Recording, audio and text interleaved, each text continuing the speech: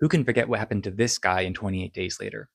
We're just starting to get our feet on the ground. We've seen London emptied out of people. We've got a group of survivors. There's an attack, and one little cut means this guy gets brutally unalived by his partner without a second thought. So there's no moment to stop and say goodbye. There's no moment of mercy. He is treated just as though he is one of the terrible infected that's undoing the world.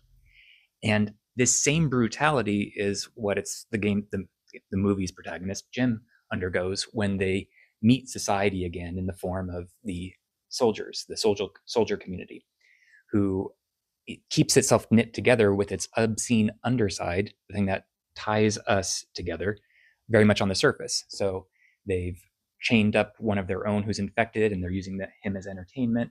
They're dressing in drag and playing house, and they're keeping the Jim's group for their own nefarious ways of playing at society again. And to break out of that, Jim has to become like the rage zombies themselves. He has to take on Selena's same brutality.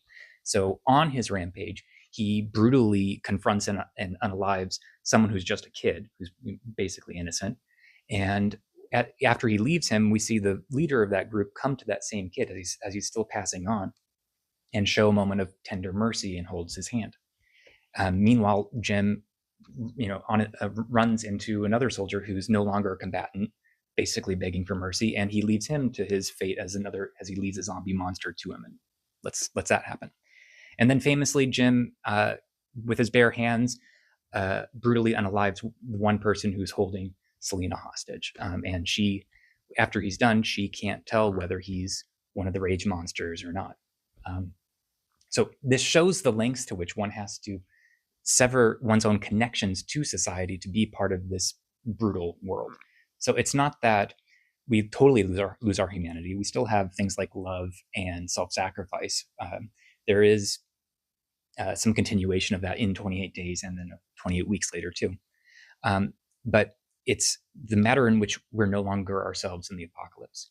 We can't hold ourselves up like those soldiers do and construct these fantasy worlds in which we can still have our world of society in this world of rage monster zombies.